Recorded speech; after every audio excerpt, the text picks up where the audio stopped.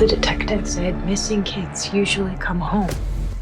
What happens when they don't? Based on a true story. Police looking for John Gacy. We discovered bodies. By the looks of it, they're younger men. The things he did to those kids. He's sick. The system failed these families. Devil in Disguise, John Wayne Gacy. Streaming now, only on Peacock. Do you know how many there are? Up to you to find out. Welcome back to another edition of the Disney Dish Podcast with Jim Hill. It's me, Len Testa, and this is our show for the week of Schmurz Day, March 6th, 2023. On the show today, news, listener questions, and more. Then in our main segment, Jim finishes up the history of Disney using Walt's image in the parks. Let's get started by bringing in the man who says it takes a lot of nerve to call him honey if you're about to tell him you shrunk the children. It's Mr. Jim Hill. Jim, how's it going? It's going well, Len. And quick aside, of course, to the Honey, I Shrunk franchise at the company, but there was this amazing article after the first film came out, I want to say in the summer of '89, where it listed all of the possible titles that Disney had trademarked for follow-ups. Oh, God. So there was Honey, I Xeroxed the Kids. Honey, I Sent the Kids to the Moon. And my personal favorite, Honey, I Traded Brains with the Dog. You know, I'd like to point out that of those three titles, none of them are mutually exclusive. Well, there we go. Wow. I'm okay. thinking Yeah. double feature here, Jim. Double feature. Wow. I will have to circle back to the Honey, I Shrunk TV series to see if any of those ideas. I mean, it ran for 3 seasons. In Yeah, you'd think that at some point they're like, okay, who's got what for ideas? I know, the moon. There we go. There we go. So I can imagine, like take a show that's been on forever, like Grey's Anatomy, right? The writers have to come into that room every week going, we've done this for, how many was it, 20 seasons? We've done 400 episodes. Every possible idea has got to have been exhausted. Like, I haven't seen Grey's Anatomy, but if they haven't done a dream sequence episode or a musical number by now, I would be shocked. imagine sitting there in the room and saying, okay, what operation haven't we done? Exactly. Like the New England Journal of Medicine is required reading just for the unusual stuff that comes up. Hey, look, somebody did a tracheotomy while doing a headstand. That's our sweeps episode. You ate a caterpillar and what happened? Okay, right. Somebody write this down. All right, anyway. All right, Jim, let's do a quick shout out to subscribers over at disneydish.bandcamp.com. Thanks to new subscribers Carolyn Hughes, AC Davis 89, and Megan Orban, and longtime subscribers Dave MJ, Bob 951 Forever, and Amanda Mathau. Jim, these are the folks who invented the potato croutons for the new chilled potato and leek soup vichyssoise with bacon, lardons, chive oil, and crispy leeks at the Farmer's Feast booth at Epcot's Flower and Garden Festival, which opened this week. They say the idea came from a dating app prompt, believe it or not, that asked, "What's your love language?" and decided that whatever that language was, it had the words potato and croutons in it. True story. Worth noting here with the opening of Flower and Garden, we need to reach out to your sister. It's time to have Chrissy back on. Yes. It's time for me to become the third most popular member of this two-person show. I'm just saying. You know, I don't take offense. As long as the train keeps moving, I don't care who the conductor is, you know? Love the attitude, Len, and as somebody who often is the caboose, I completely understand. So it's a team effort. All right. There we go. All right, Jim, let's do the news. Folks, the Disney Dish News is brought to you by Storybook Destinations, trusted travel partner of the Disney Dish Podcast. For a worry-free travel experience every time, book online at StorybookDestinations.com. All right, Jim, some news out of Walt Disney World.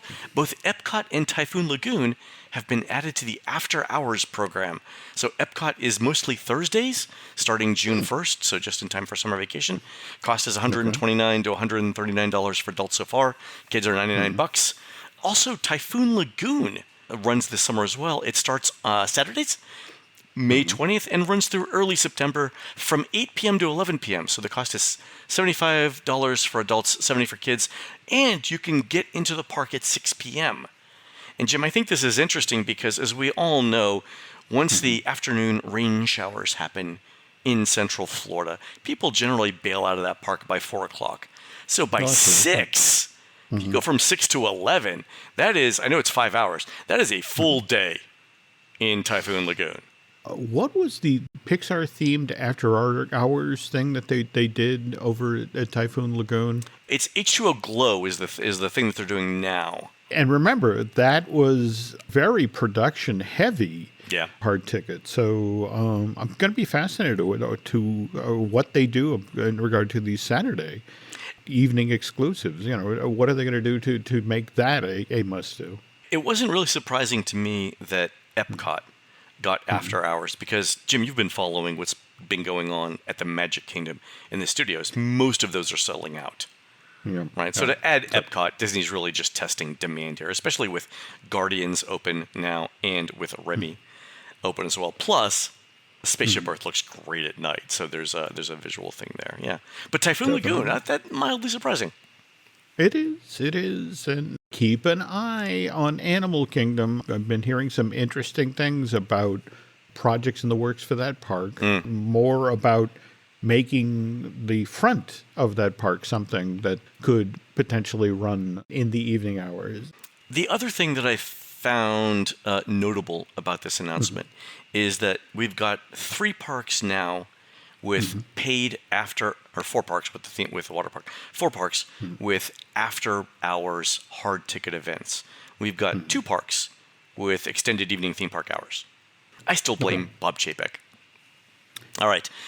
Jim, another announcement. Disney's set a reopening date of April 1st, no foolin', for Narcoossee's over at the Grand Floridian. And Disney also released some of the items on the new menu. For me, one of the most interesting is a new take on a charcuterie board. And what's interesting about it is that it's seafood-based with ahi tuna pastrami, octopus, and, Jim, something called seafood sausage. Another one of these want to hear what Chrissy has to say moments. So. Yeah, exactly. Yeah, sure. We'll send her. Seafood sausage to me is an interesting turn of phrase because when I think of seafood that is pretending to be something else, it's what's the fish that tastes like crab? It's like the imitation crab substitute, but it does really taste like crab, but it's cheaper. That's what I think of. Like, this thing is supposed to be something else, and that's what I'm getting out of that. So we'll see what happens. Also, I think we've talked about this too, Jim. There's supposed to be a fairly significant interior redesign at Narcoossee's. I personally am going to miss the 80s hotel vibe from Narcoossee's, but they've apparently made it one level, which is be easier for wheelchairs and ECVs and stuff like that. So we'll see. Okay.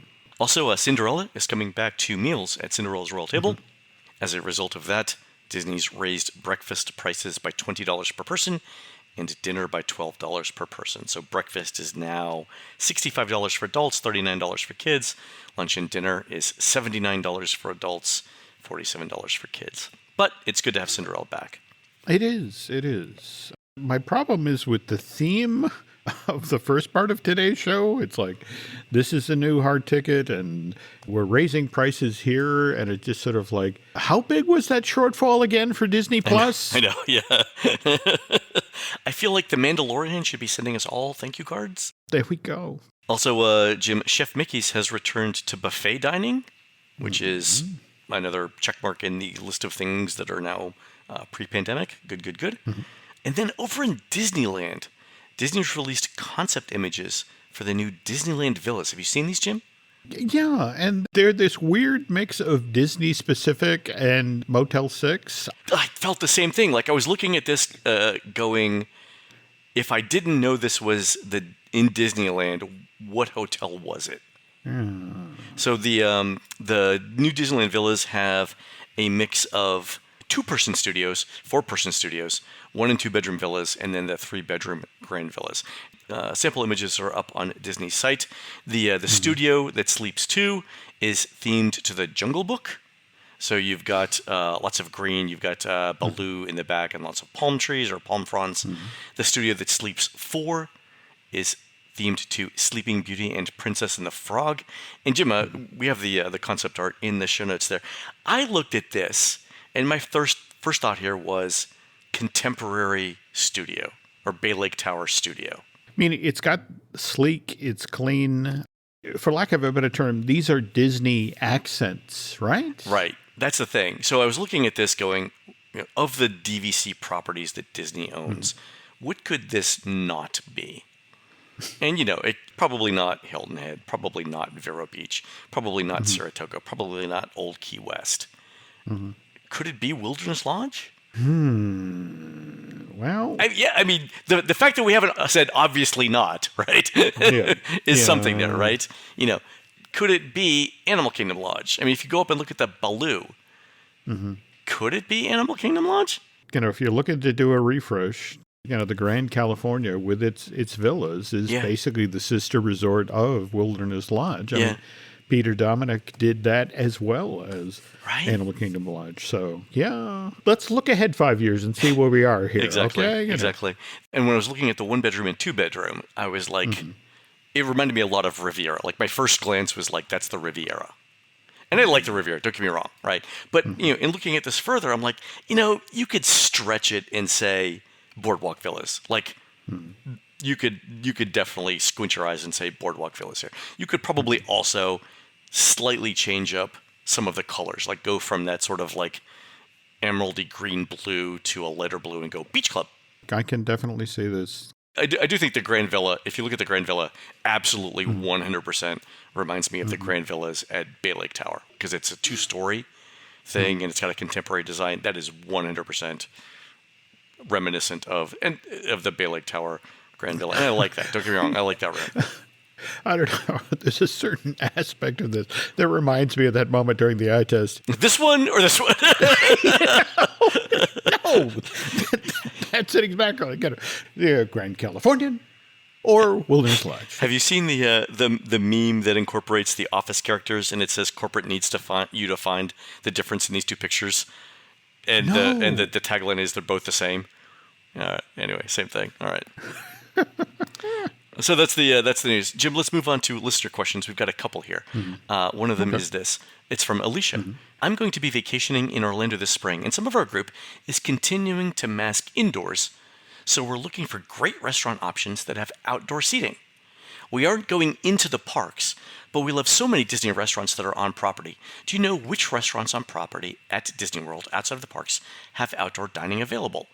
Okay, and Jim, I love this question for 2 reasons. The first reason is I have an answer for it, and that's always the sign of a good question, right?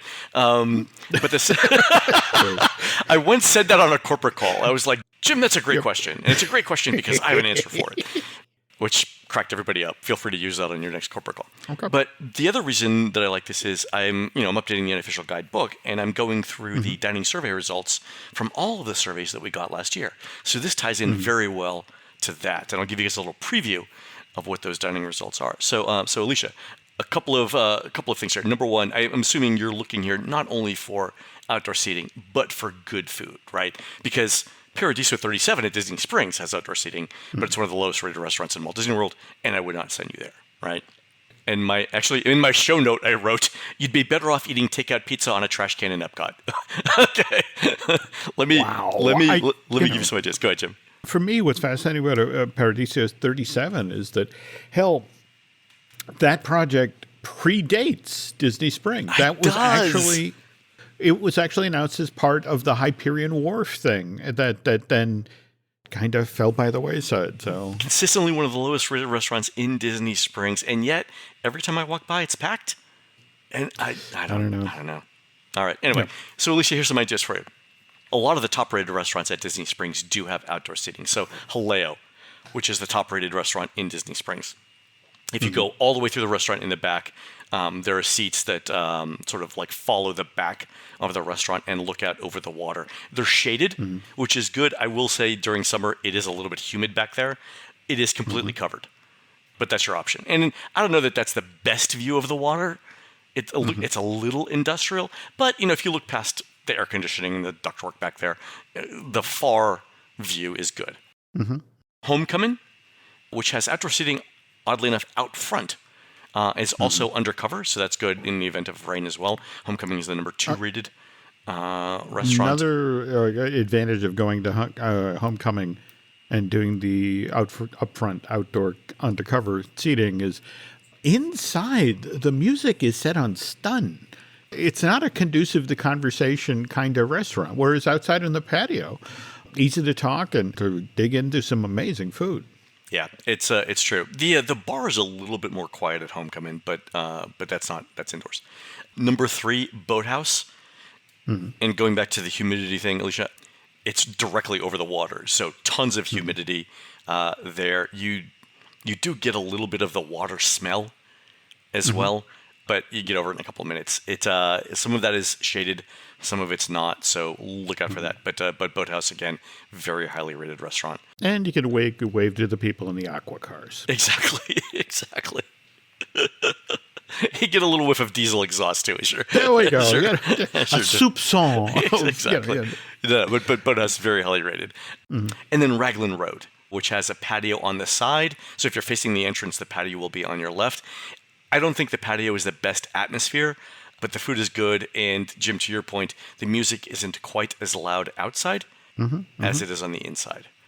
No. So those are your 3 choices. Also, depending on what time of day you go, the building around Raglan Road, the structure itself, will provide a little bit of shade. Excellent point. And then over at the resorts, I've got I think 2 or 3 options. One, Geyser Point at Wilderness Lodge. That's a huge favorite, super popular, relatively easy to get into. I would still make reservations if you can, or get there early. They've got covered seating on the inside, and then tables on the outside too as well. Also, the highest rated restaurant at Coronado Springs is the 3 Bridges Bar and Grill, not Toledo. That has covered seating as well. That's much above average for dining there. So that's an option if you can get into either of those places. And then I think, Jim, the last time I was at Grand Floridian Cafe, last time I was cutting through the Grand Floridian, I thought I saw outdoor tables at the Grand Floridian Cafe. Like, on that sort of like porch area on the back side of the resort. Thought I saw plates there from people who had eaten breakfast and either dined and dashed or finished their meal and went off. Isn't the lobby at the Grand Flo about to undergo kind of a giant redo? This is in the back, though. Okay. So I'm just wondering what the impact would be. I mean, if anything, you might see them do more outdoor dining. Oh, good point. Yeah, good point. Yeah. Oh, so that might be another option. Awesome. Okay. Cool. All right. So, Alicia, whatever you try, let us know what you do and get back to us. All right. One more quick question from Dan, who says, and Jim, this is for you. Sometimes in the past, an attraction gets rethemed when it loses its sponsor. We saw this with Test Track, The Living Seas, Listen to the Land, and Journey to Imagination. Is it part of the initial contract with the sponsor that the theme that ran under that sponsorship is, quote, theirs? I know that when a new sponsor comes on, they want some things changed, but some of the above attractions went without a sponsor for a while. Keep up the good work, Dan.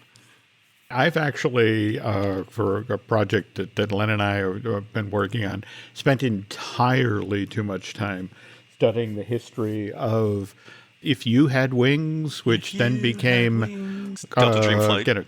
What was interesting is that there was a weird period between If You Had Wings where they literally stripped all of the Eastern Airlines signage off, and it became If You Could Fly. If You Could Fly, that's right, I forget. Yeah, that was a very short, but basically the same ride, right?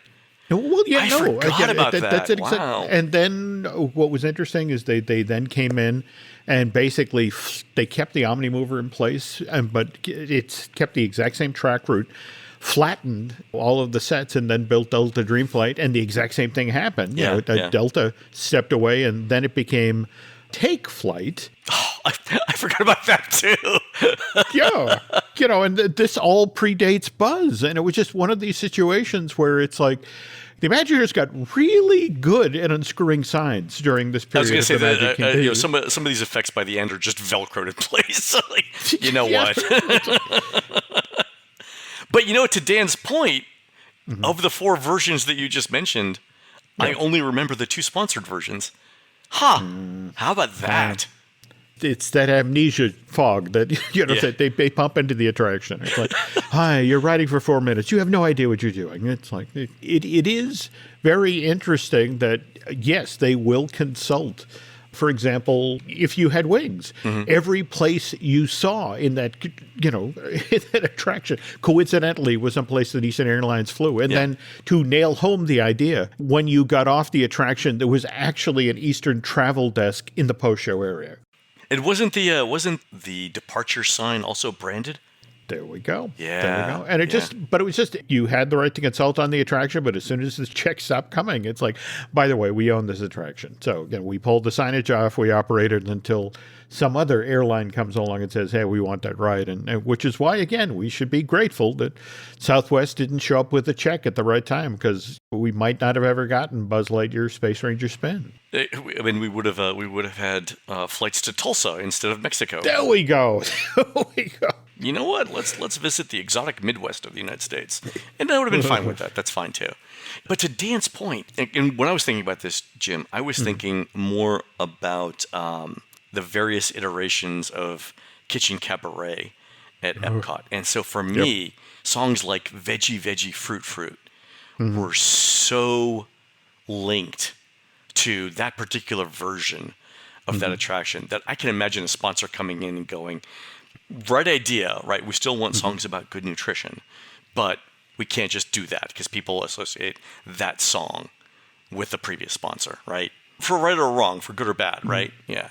Definitely. It just, for me, I've always wondered what would have happened with the land if I'm blanking the name of the giant paper company that was the original sponsor when they were working on the attraction, only to then, have them drop out and get Kraft's Foods. Was it Weyerhaeuser? There we go. Yes. Yeah, I mean, that had a very different set of shows, that had a very different theme. And on the other hand, once Kraft came aboard, it was largely about casseroles. The Nestle and Kraft sponsorships of that pavilion made some great stuff. Not gonna lie. All right, good memories, Jim. Good memories. Okay. All right, folks, we're going to take a quick commercial break. When we come back, Jim finishes up the talk about how Disney's tried to use Walt's likeness in the parks. We'll be right back.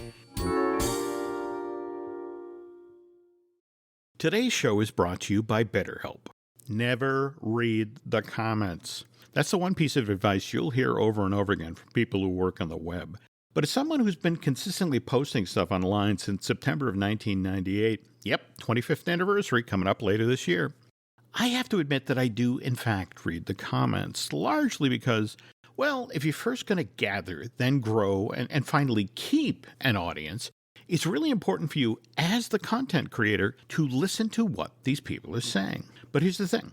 You always have to remember, as you're reading these comments, that you're never really as bad as they say you are, but conversely, you're also never really as good as they say you are either. That important lesson, don't believe the hype, especially your own hype, was one that I learned relatively late in life. I turned 64 later this month, by the way. But then again, getting to really know yourself is a lifelong process, and if you're of a mind these days to do some introspection, well, therapy is a very good way to deepen your sense of self-awareness and understanding. Because face it, we human beings are complex creatures, and sometimes we just don't know what we want or why we react the way we do until we talk things through. And if therapy is something you're considering, BetterHelp can help connect you with a licensed therapist, someone who can then help you develop positive coping skills or teach you how to set boundaries. That's the real beauty of therapy. It can eventually empower you to become the very best version of yourself. And what's great about BetterHelp is it's entirely online and designed to be convenient, flexible, and suited to your schedule. Just fill out a brief questionnaire to get matched with a licensed therapist and switch therapists anytime for no additional charge. So discover your potential with BetterHelp. Visit betterhelp.com/DisneyDish today to get 10% off your first month. That's BetterHelp, HELP.com/DisneyDish. We thank them for sponsoring today's show.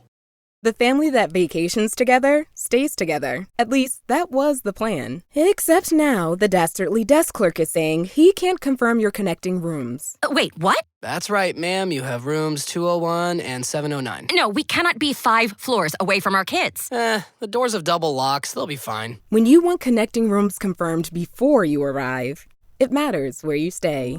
Welcome to Hilton. I see your connecting rooms are already confirmed. Hilton, for this day.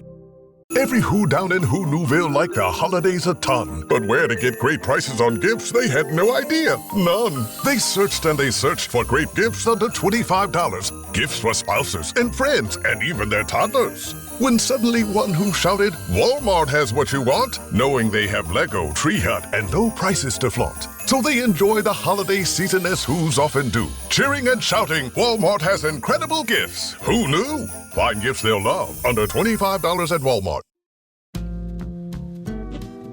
Jim, thank you, by the way, for taking over last week while I was on my cruise. Well, I hope you and Hannah had a great time. It was absolutely wonderful. So I went with Hannah and 5 of her young adult friends. Oh, you didn't mention that part. Oh, my God. Okay. Does the term herding cats mean anything to you? It was like, look, two of you 5 cannot be drunk at the same time. Don't do that to me. Let's coordinate this, Okay. But we went on Virgin. It was super fun. I learned a lot. We can't obviously say this on the show, but if you want to know what it takes to get kicked off of a Virgin Voyages cruise, I now learned that from someone who did, not in my group, thankfully. But it was super fun. I like Virgin quite a bit. Weather was perfect too. Never got below 73. Never got above 78. Not a cloud in the sky. Enjoy that with your snow coming up this weekend. There we go. Foot of snow. Early March. You're killing me. Okay. Anyway, so last week was part 2 of our feature on Walt's likeness. And we left off, I believe, because I listened to the show, where how Walt was portrayed in films like Saving Mr. Banks. And by the way, a number of Disney Dish listeners wrote in because they liked Thomas Ian Nichols' performance of Walt. Have you ever seen this film, Walt Before Disney? I watched the trailer for it, but I didn't see it. Was it good? Again, came out in 2015, was based on Timothy Susanen's book from 2011, Walt Before Mickey, Disney's early years, 1919 through 1928. And Diane Disney Miller must have approved of this University Press of Mississippi publication because she wrote the foreword to the book. Oh, there you go. Walt Before Mickey, perfectly fine film. Shot in Orlando and DeLand, Florida, which sure. I mean, Missouri, sure. But kind of appropriate given the history of Walt with the Laugh-O-Grams and the Alice comedies. Shot on a very tight budget and equally tight schedule. Director Co Lee was hired virtually at the last minute, and supposedly the actors were only allowed 2 takes before, look, we need to move along here. It's either the NYU Film School methodology or we don't have any money.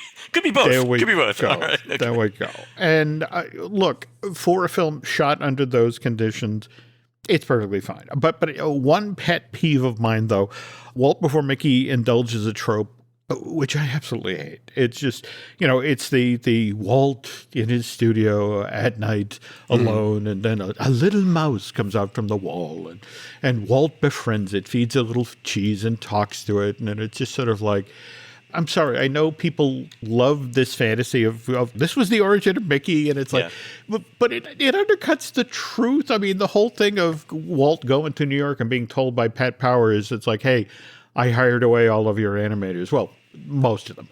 And, you owe me 3 more cartoons, but then you're gone. So Mickey wasn't born out of, my cute little friend who visited me. That sheer desperation. Walt needed something, and he conferred with Iwerks, and it was just like, let's kind of do what we know already. And if you put Mickey from 1928 alongside of Oswald, it's like, look, it's the same character. The difference is Mickey has round ears, Oswald has long ears, and Oswald has a cute fluffy tail where Mickey has a long thin tail. They're the same character. If you would tell the truth, that Mickey was created under huge pressure, and to be honest, also on the sly. They'd work during the day on the Oswald shorts, and then the other animators would go home, and then Iwerks would put in the equivalent of a full day animating the early Mickey shorts. By the way, Jim, have you heard the tale about Mickey, M-I-C-K-Y, mouse that existed before Walt came up with M-I-C-K-E-Y, mouse? Ooh, no. No, I have not. I will have to look into that. A couple of the blogs that I read pointed out that there was a well-known animation character and toy character named Mickey, M-I-C-K-Y, Mouse, that existed prior to the origin story of Walt, on the train and stuff like that. And if you search, first of all, if you do a Google search for M-I-C-K-Y Mouse, it'll say, we're showing M-I-C-K-E-Y Mouse, but if you really mean M-I-C-K-Y, click this link. Do that. Because apparently there were even toys in the shape of M-I-C-K-Y Mouse being sold in New York, contemporaneous to the time that Walt was in New York on that visit to the distributors. Len, if you listen carefully right now, there are Disney copyright lawyers who are reaching for that bottle of scotch in their drawer. It's 100 years later, Jim. I know, we're well past the but statute of limitations. I know, but we're in that weird window of time where suddenly, there is these issues about Mickey's copyright, and we don't need anything muddying the water at this point. I know. It's the reason why I pointed out is we have always on this show said this is the corporate story. It is cleaned and sanitized, and it sounds great, but there's other things around it too. And I'm not saying that the two are linked. I'm saying that there was a character called Mickey who looked like a mouse before the creation of Mickey Mouse around the time, and it was the toys were definitely sold in New York when Walt was there. Also, Jim, I believe there was a lawsuit after Mickey, M-I-C-K-E-Y Mouse, became popular to stop the selling of the other toys because of brand confusion. We might have to do an entire show on this, but anyway, continue. We might. Sorry for the tangent. This one in the pile. No. That's fascinating. Okay, one other Walt likeness thing I wanted to acknowledge. Do you remember the Share a Dream Come True parade at the Magic Kingdom? Every time I'm in a sauna, I do. Yes, Jim, yes. There we go. Alluding to the snow globe, the theme that ran through all of those. Oddly enough, one of the only people who wasn't encased in a snow globe in that show. Do you remember the lead float where they actually had a Walt Disney character? It was a cast member seated at an easel. No. Supposedly. Oh, no, I do. Yeah. I did he was pretending to draw and then he turned around and waved. Yeah, and it was like he had just finished drawing Mickey, evidently. Yeah. He had his little reference of the Mickey doll that he bought in New York right there in the desk, and it's like, okay, I'm doing this calendar.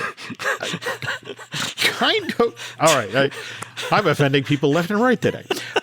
By the way, this parade ran at the Magic Kingdom from September of 2001 through March of 2003. And again, as you mentioned, it was remembered largely as the Snow Globe Parade, and I cannot tell you what the Disney family thought about this parade, but I'm just going to point out, as Share a Dream Come True was ending its run at the Magic Kingdom in early 2003, this is when Michael Eisner was in Philadelphia at the annual shareholders meeting defending his job against Roy Disney and Stanley Gold as they were mounting their Save Disney campaign. So I'm thinking maybe they didn't like it.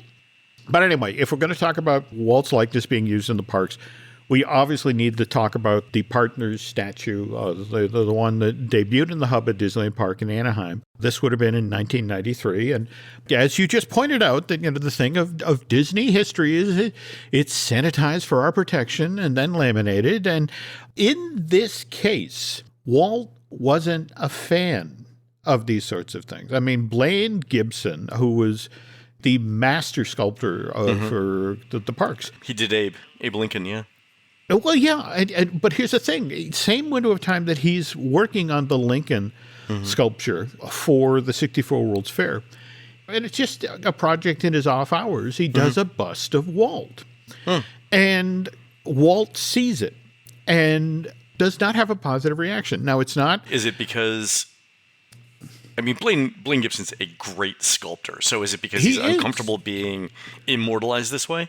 There we go. Yeah. Okay. Because when you said it, I'm like, that just feels weird. That's it exactly. It just sort of Walt's reaction. It had no problem with the likeness or the pose. It's like, that's what you do for dead guys. And I'm not dead. Yeah, I get it.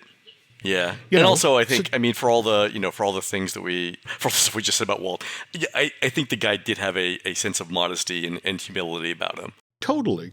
I mean, he put his name on the door, but at the same time, it was always fascinating to me is Walt was never a guy who was in it to make great piles of money. If anything, Walt would make money and then plow it back into the parks or plow it back in. He was more about let's do cool new things. Let's not just pile up money. Yeah. So anyway, Blaine's original bust of Walt never really gets finished. It's a work in progress, but Blaine moves on to his next assignment, which Pirates of the Caribbean, Haunted Mansion, but Marty Sklar definitely saw Blaine's bust of Walt and then filed that away. And so Walt dies December of 66. We jump ahead 2 decades in an effort to boost attendance at Disneyland in the late 1980s.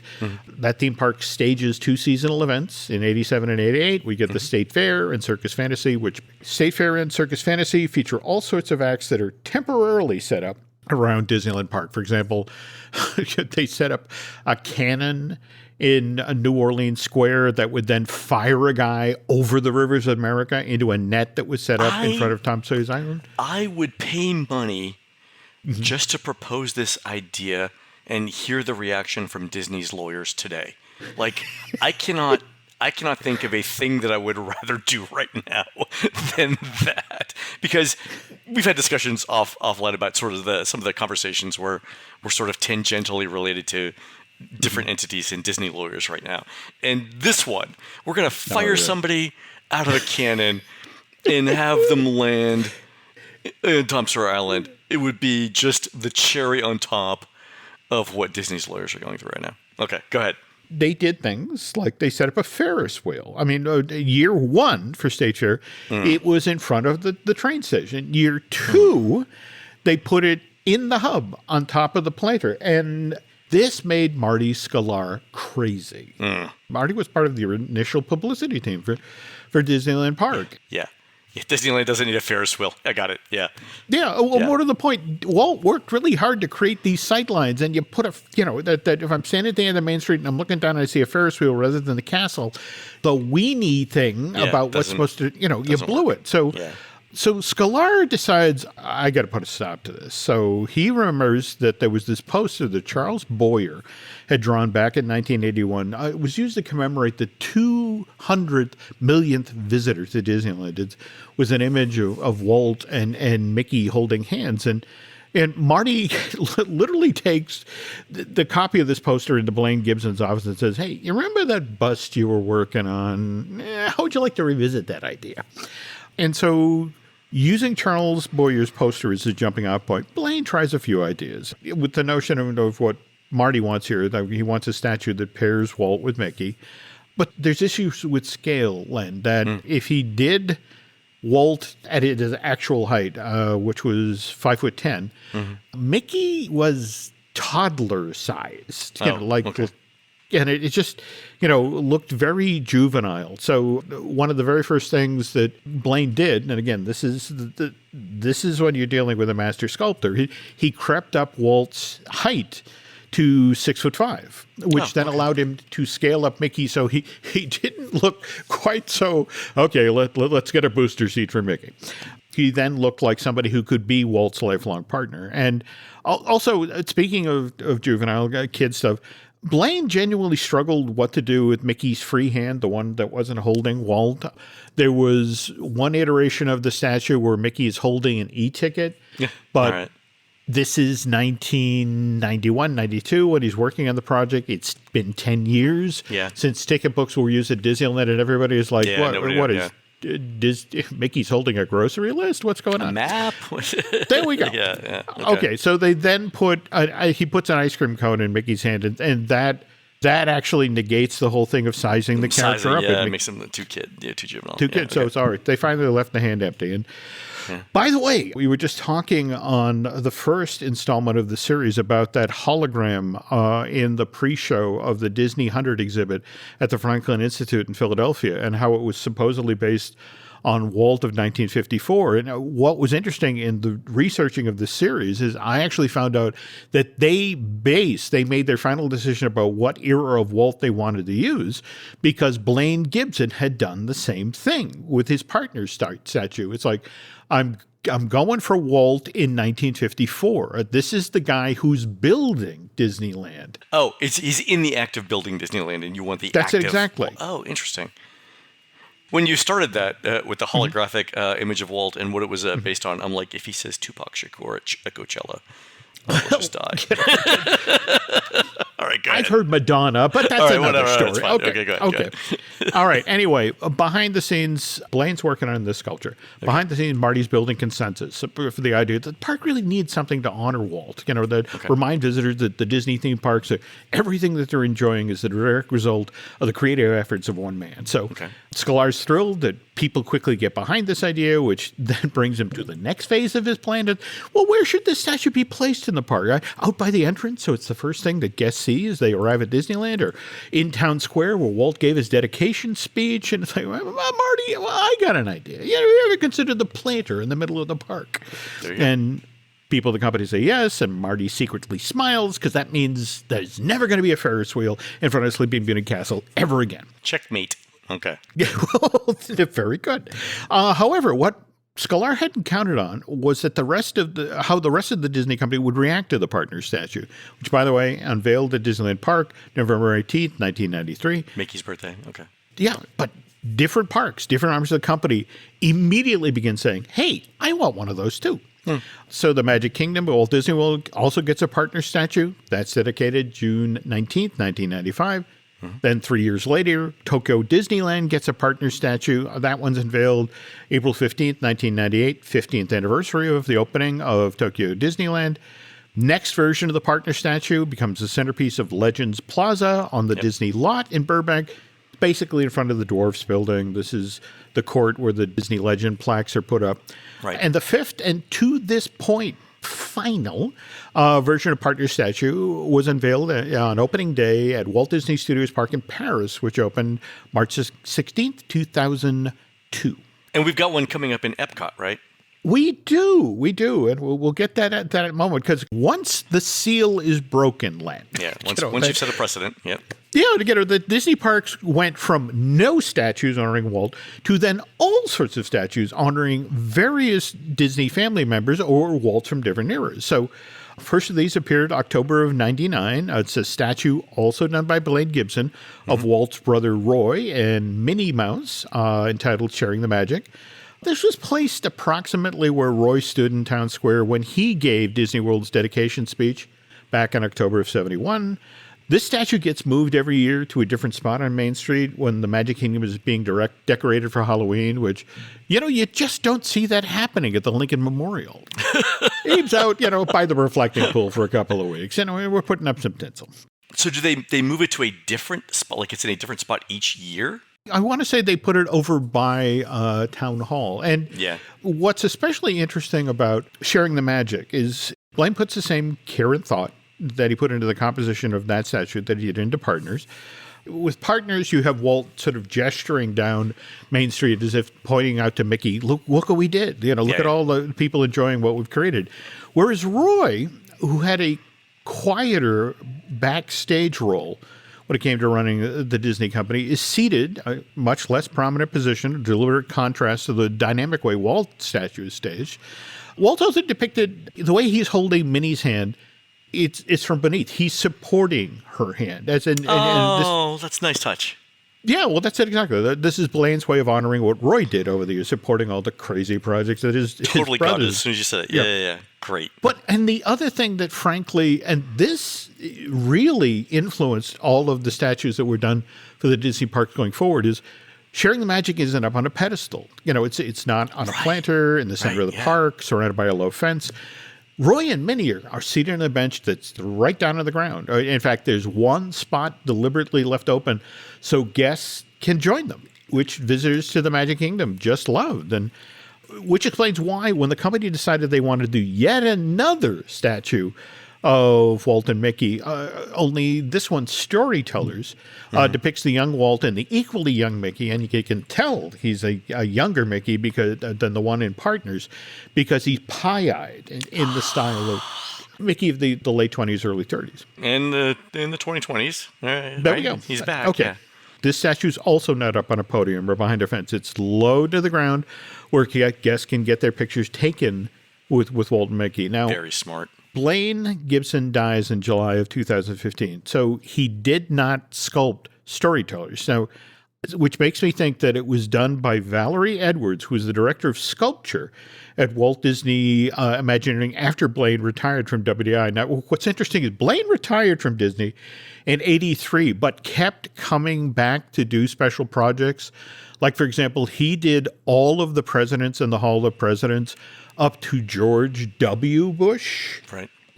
So literally years, just years before we lost him, Blaine's still on the job. Anyway, Storytellers is unveiled for the first time at the D23 Expo in August of 2011.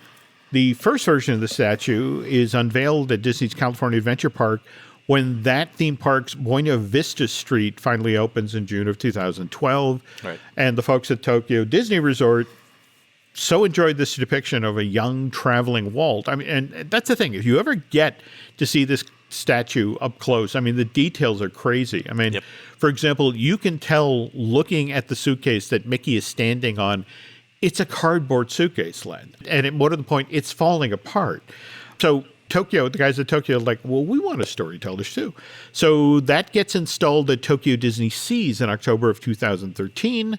And a version of the same statue gets installed at Shanghai Disneyland at the top of Mickey Avenue. That's that theme park's weird marriage of Main Street USA and Mickey's Toontown, just 3 years later in June of 2016.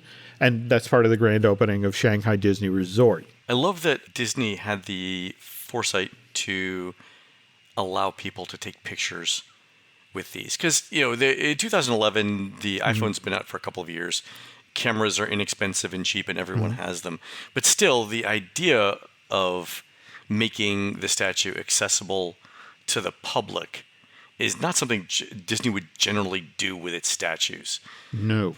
But in this case, not only is it good publicity for Disney, it's good design as well. Like, it makes the guests feel good. So yeah, good decision on that one. All the way around, yeah. Which brings us to the statue you Which brings us to the questionable decision.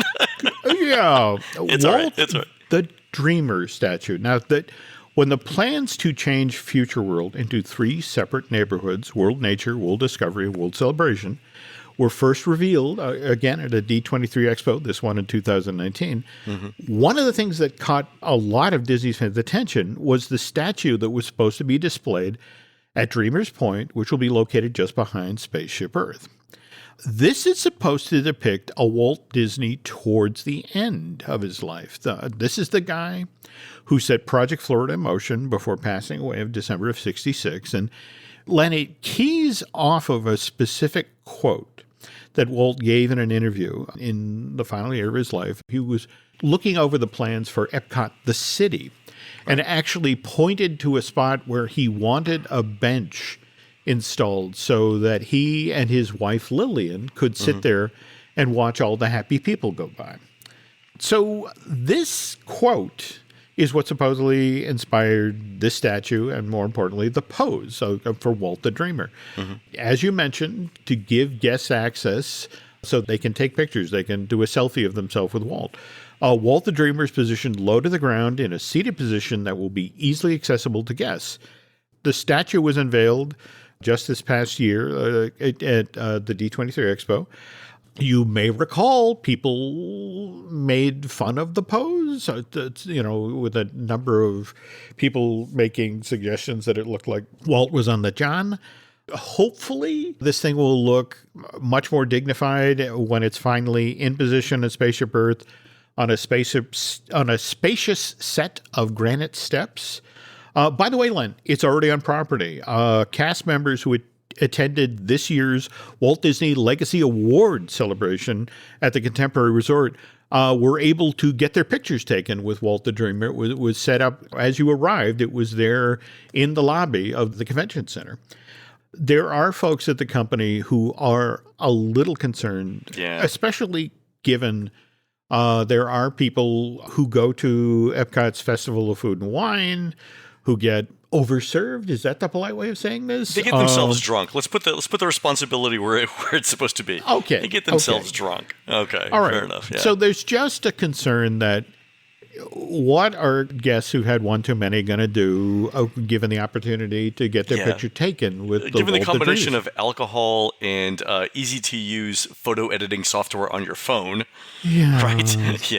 It's funny because when this sculpture, the concept for it came out, I tried to think of, my immediate thought was it looks like he's on the toilet. In the last time Laurel and I walked through the Metropolitan Museum of Art in New York, they've got a bunch of Rodin sculpture there, right? And I have looked at the various iterations of Rodin's The Thinker many times. Not once did I think this man is going to the bathroom. It just never occurred to me on it. So we'll see. So maybe it is one of those things where it's like we look at it over time and everyone stops thinking about that. We'll see. To your point, we have to see it. We have to see it as it's supposed to be in the real world, not in isolated context. Are you aware of the Einstein Memorial in Washington, D.C.? It's on Constitution Avenue, kind of across the street from the Vietnam Memorial. No, I'm not. Yeah. It's this wonderful statue of Albert Einstein, but it's an Albert Einstein. It was done by sculptor Robert Brooks. And it's an Einstein who's probably 18 feet tall, but he's seated. and the weird part of it is... Wait, is this right before Einstein destroys Tokyo? Yeah, I've seen this movie. Go ahead. Okay. But the thing of it is, the way the statue is positioned, this wonderful little low wall, and he's in a seated position. You're actively encouraged to climb into Einstein's lap. In fact, he has a lovely book there with some of his writings. I have seen this. Yeah, and people do it, and that's the gag, right? Yeah. So there are statues where, again, if anything, it's humbling to see this great man in this way, and the fact that you're so much smaller when you climb into his lap because he was a great man, and it's just sort of like. And I love that about this statue. And I guess that's the thing that concerns me a little bit about Walt the Dreamer is that this is a Walt who's deliberately put down low. And for those who want to honor the guy or are excited to be, that's Walt Disney, the man who made it all happen. There's going to be a lot of people who want to get their pictures taken with him. But it's just sort of like, I'm just kind of hoping that, there's a Disney security person who, just... hanging in the area, and it's like, no, Walt does not need a drink or a cigarette. You can move along now. Exactly. I mean, I hope people love it. I hope it's same thing here. Same thing here. Good. All right, we'll see. When is it supposed to come out? Disney is still being pretty cagey about when this portion of world discovery and world nature, let's not forget about the Moana Journey of Water and all of that, when this is all supposed to open. I've been hearing late fall of 2023. I've also heard late winter, early spring of 2024. I think Disney at this point wants to keep its options open. And if we're being completely honest here... If we're being completely honest, Jim, it's going to be the midpoint between the opening of Tron and the opening of Tiana's Bayou Adventure. Well, there we go. Okay. Yeah, I mean, there are certain other projects that may be a little... For marketing purposes. Yeah. There we go. I think we talked to the same PR person at Disney. There we go. Because I swear to God, we got almost the exact same answer. No, that's it. I mean, if you listen carefully to Len Becker, you can hear them nailing the Jell-O to the wall. Yeah, that's funny. Oh, great. All right, well, good story, Jim. That's fantastic. Thanks to all the folks who chimed in with you forgot this. That's like, thank you. I did forget that. So it's a group effort. It takes a village to make a podcast. There we go. All right, folks, that's going to do it for the show today. You can help support our show and Jim Hill Media by subscribing over at disneydish.bandcamp.com, where you'll find exclusive shows never before heard on iTunes. On next week's show, it's the 10th anniversary of the Disney Dish. So Jim and I are traveling to Las Vegas to renew our vows. Okay, that's only partly true, but we are going to Las Vegas, as well as Universal Studios Hollywood, Disneyland, and a secret location we'll tell you about after we're done recording the shows. In the meantime, next week's show is on Cinderellabration. We'll talk all about that and more. You can find more of Jim at jimhillmedia.com and more of me, Len, at touringplans.com. We're produced fabulously by Aaron Adams, who'll be reading The Very Hungry Caterpillar and other stories at the We Are All Readers Children's Book Festival on Saturday, April 1st, starting at 10 a.m. at the North Kingston High School, go Skippers, in beautiful downtown North Kingston, Rhode Island. While Aaron's doing that, please go into iTunes and rate our show and tell us what you'd like to hear next. For Jim, this is Len. We'll see you on the next show.